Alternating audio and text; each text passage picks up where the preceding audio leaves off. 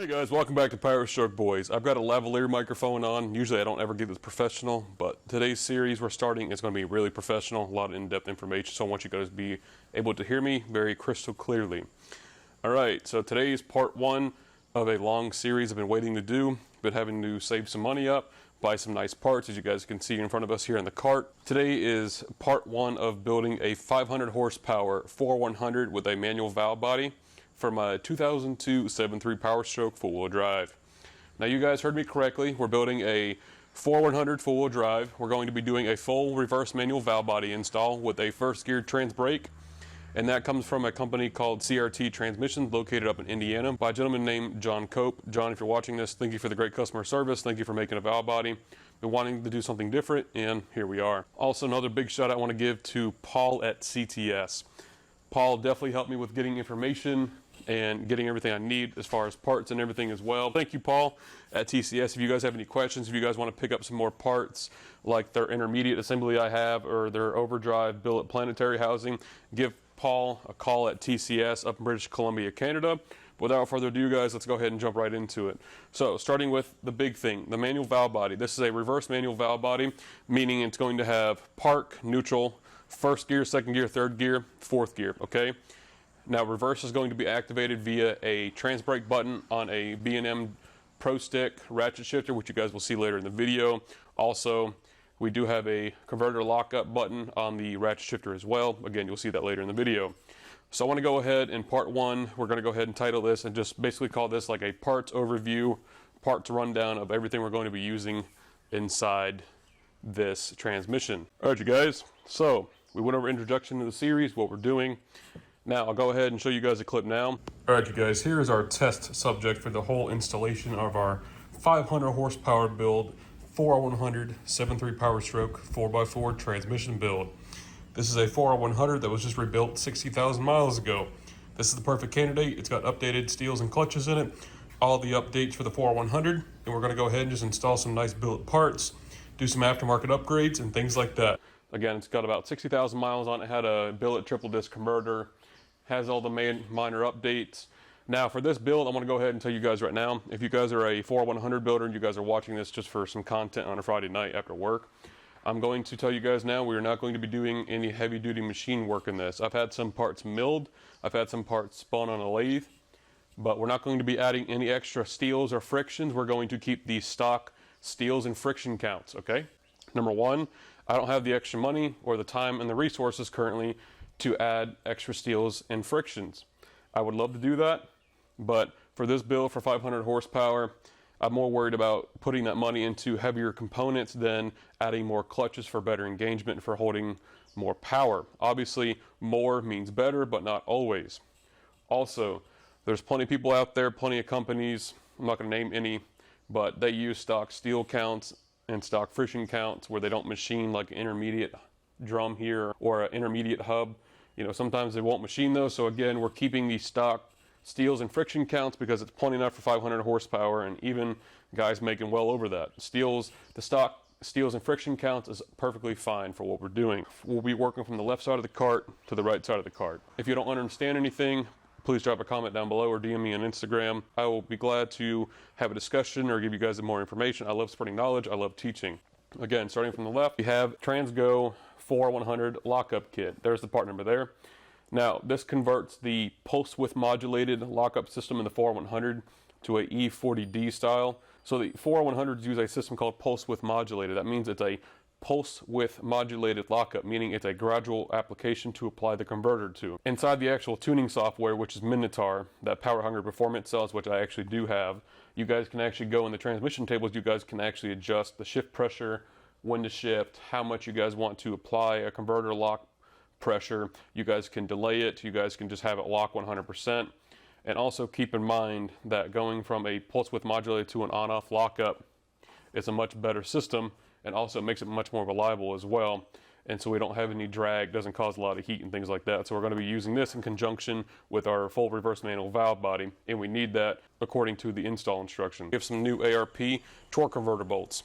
We also have a new SFI rated flex plate, which you guys will see later in the video. So to pair that with our new flex plate, we have brand new hardware. We are using a billet triple disc converter from SpecRite Converters out of California. It is a non-dampened low stall / stock stall converter. It's rated for 800 horsepower plus, and it is a 6-bolt converter as well, not a 4-stud. Next to that, we have our Teflon seals. This actually came with the intermediate kit, which I'll go over later. This came with the intermediate kit from TCS, which has the intermediate hub, drum, and intermediate shaft. So those are seals that come with that. Below that, we have another E40D 4100 sealing kit. Again, this is extra Teflon seals and O-rings for the intermediate hub, the stator. This is a Sonex center hub gasket. This goes between the center hub and top of the center support ring. This gasket is not there from stock, so what that does, it goes between them to embed a nice seal so we don't have any cross leaks to keep and maintain pressure. We need our stock front pump pressure regulator, spring seat, or washer. You guys can see I have a couple here. These are the stock style washer. We need that per John Cope's instructions for his manual valve body. So if you guys can find one of these stock washers, buy a couple of them. You guys can see I have a couple extra ones there. Underneath that, we have our new front pump bolt gasket washers. These go behind the front pump bolts, so we have a nice seal so the bolts don't leak. Underneath that, we have some transmission assembly goo. This is the blue stuff, not the green stuff. You can probably use either or, but this is specifically spec'd out for transmissions. We're going to need this to hold some check balls, lubricate seals and O-rings inside the transmission, and this is transmission safe to use with transmission fluid. Moving to the filter. Since we're using an aftermarket valve body with a solenoid to activate the trans brake. The trans brake is a pretty hefty unit. I'll show you guys that later. Now, due to the massive size of the trans brake solenoid, the stock 4100 pan and transmission filter will not clear because how short the actual neck on the filter is. So we have to use a 6.4 transmission filter and a transmission pan.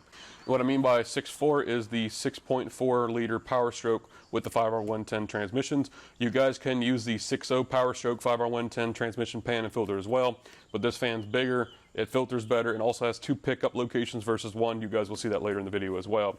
Again, so we have to use a filter in the transmission pan, which is underneath the cart. It's just not pictured here in frame. All right. So now moving to the billet input shaft. This is a Sonex unit. I spec this out because this is like a level entry. This is a 300M billet steel. It's machined edge, not a rolled edge, so the edges actually have better engagement. All right, now this is like a level 1. Now if you guys want to call Paul, he can actually explain to you the 3 different billet input shafts that are actually on the market. You have the 300M, then you guys have a level 2, which is Mirage steel, which is an upgrade from this, and then the third one, Air Mitt steel. It's the best of the best, but those are the 3 input shafts you guys want. Regardless, at the end of the day, you guys want some type of billet input shaft. The stock ones are great, up to about 300-400 horsepower. Since we have a trans brake, this truck's full-wheel drive. It's about 8,000 pounds because it has the axle swap from a 2008 F-250, so the truck has a heavier duty suspension underneath it. It is on a stock size tire. We have our B&M shift lever bracket kit. This is in conjunction to work with our B&M Pro Stick ratchet shifter. You guys will see that later in the video, but we need this armature of the bracket and the hardware to mount this to use our new ratchet shifter. Our transmission to transfer case gasket. This goes between the tailstock of the transmission and the front face of the transfer case. Helps seals those two together. If you guys are 2-wheel drive, you don't need that. All right. Now I kind of worked around in a circle here, but I wanted to save the best for last. Now coming back over here to the left, we have some new hardware. All right. Now these are the crankshaft snout at the very back of the engine. This goes from the crankshaft to the flywheel. These are new crankshaft bolts. Okay, they're an M12 by 1.25 by 50 millimeters long.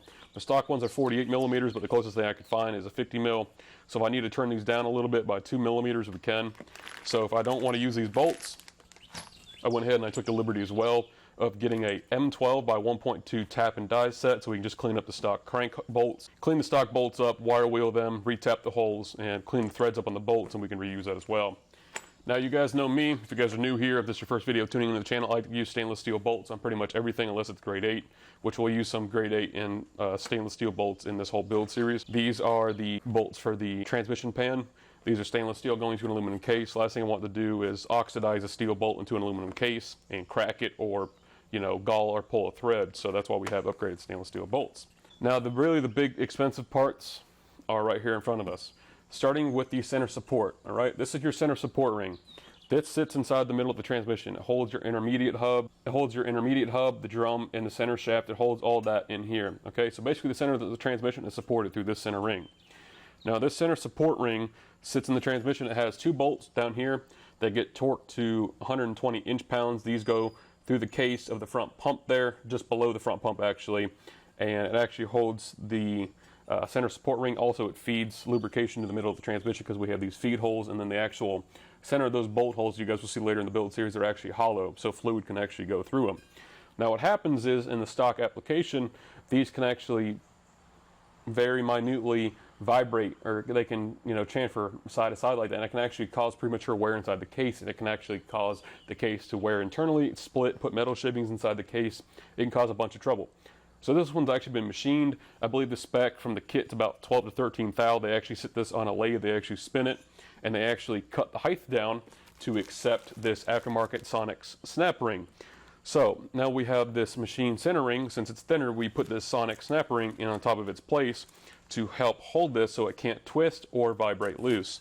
I highly recommend you guys do that even if you're not doing a high horsepower application. This is just one of those cheap, easy upgrades. It's a drop-in replacement, and it's about 50 bucks for the center support ring, the machined, and the snap ring. This is a TCS product. So what this is actually a billet overdrive planetary house. So originally I was going to use the steel ones because these transmissions have the option for aluminum and steel. Usually the E40Ds use the aluminum planetaries. Usually the low reverse one on the E40Ds was steel, if I'm not mistaken. But as far as the 5.4s and the 6.8s or the V10 engines, for an example, sometimes those would have aluminum planetaries. They're good. On the 5.4s, they don't make that much power, but on the V10s that really make over 400 foot-pounds of torque, I really recommend you guys at least upgrade to a steel planetary. Now, we're going to be using the steel planetaries on the low reverse drum and the intermediate, but as far as overdrive, because this is going to be the brute force, this is going to take all the power. As soon as we put it in drive, this front clutch is applied. That applies this here, and everything rides on the actual gears on the inside. Obviously, they're not here, but we have to install them. So everything rides on these inner gears here. You know, the billet input shafts, all that torque from the trans brake, the weight's going to be through the converter, through this, and I wanted this housing to be stout. I wanted it to be stout so we didn't have to worry about anything breaking. Again, a steel one would have been fine, but since I'm here, it's cheap. And what we have to do is we actually have to take a good steel and destroy it, unfortunately. But I've got a couple aluminum ones that I'm going to end up cutting so I can keep the steel one, which this transmission does have steels in it. I'm pretty sure, being a 7.3, being a 2000 model 4/100, but I could be wrong. So I've got a core E40D. We'll go ahead and tear that aluminum planetary apart so we can keep our steel ones, and so we have a billet overdrive planetary housing. So this is the TCS 4100 intermediate assembly. This is one of the most expensive pieces here, okay? This is a very crucial update and a very crucial piece of the puzzle here. Again, my truck's about 8,000 pounds, being an extended cab short bed truck, full wheel drive with the axle swap. Even though it's on a stock size tire, we are going to be eventually turning this PMR engine up to about 500 horsepower, and that's about what the limit is for the stock bottom end on the PMR engines, okay? The TCS 4100 intermediate assembly. What this comes with is you guys have a billet, 4140 billet steel intermediate hub. Doesn't that sound beautiful? Also, you guys get a new thrust washer on the back here, okay? You guys can see how beautiful that is, all right? Then, this is another big piece. This is a dual bushing loaded center support hub. This actually bolts to the center support ring with that gasket I showed you guys earlier. It uses those 3 bolt holes and actually sits in there like that. Now you guys can see this has 2 bushings in it. Now let's go ahead and compare it to a stock one. Here in my right hand we have a stock center support hub. Here is the TCS center support hub. Now you guys can see this one uses a loaded ball bearing. I was actually going to use this style and replace it with a new ball bearing, as you guys can see, but I went ahead and just bought this whole assembly because just why not? It's only money, you buy once, cry once. Now you guys can see I did have the 3rd gear feed lube hole milled 100 thousandths. Again, that's due to John Cope's instructions for his valve body install. So I went ahead and had the same thing done on the TCS unit as well, okay? But you guys can also see the internal diameter is far superior on the right versus the left. So on the right we have the TCS, on the left we have the stock 4100 center support hub there. So we will keep these stock ones just in case we need to sell it. But again, the TCS uses a dual loaded bushing one, and you guys can see here is the creme de pie of the whole thing. Here's the TCS billet intermediate shaft. This is a half size bigger than the stock unit. You guys will see the comparison of you versus the guy she told you not to worry about later in the series. This is a 1.97 diameter shaft that rides in here in these bushings, which everything goes together to the center support hub versus the stock size, which is a 0.987, I believe it is. I'll correct myself on the screen there. And we have this all to work in conjunction with our billet input shaft, our billet triple disc converter from Spec Rack Converters out of Redding, California, with our intermediate assembly, our overdrive planetary. So we are pretty well set up to make some power. Now again, using the stock steel and clutch counts, it'll be plenty enough. I have spoken to Sam Wise, Brian's Truck Shop, Ernie from Suncoast Performance, Top Tier Transmission, John Cope from CRT Transmissions. I spoke with RPM Transmissions. I have talked to plenty of people, and they've all agreed with the horsepower and the weight to do some billet upgrades. But as far as using the stock steels and clutches, we're perfectly fine.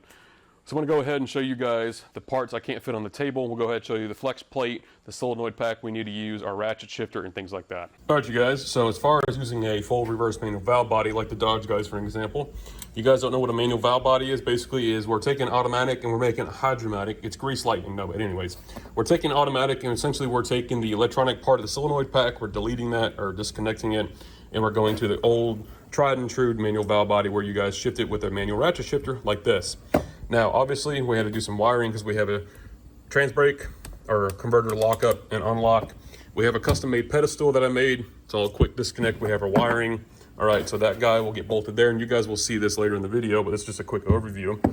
We have a custom-made harness with a new plug with our plugs all nicely labeled that I've made. Isn't that just so nice? If you guys are interested in doing the swap, you guys want a harness, I actually sell these. So this will connect here to the solenoid pack, all right? And then obviously, you guys will see later in the video how I wired this, and I'll explain what all this is later in the video. And then here in this box, we have our SFI approved stamped steel Summit Racing flex plate replacement. This one is a one-piece stamped design that's fully welded all the way around, so we don't have to worry about the middle actually breaking like these stock ones, right? And we have the 3-year warranty, and again, this is a SFI spec flex plate, so we are good to take it down the track. Another thing you guys are going to need is an E40D solenoid pack. This is the 89 to 94 model. You guys can tell by the thick connector there, and also you can see the diodes are actually external there on the board, where 95, they actually moved the diodes into the PCM. And then also they went to a thinner connector.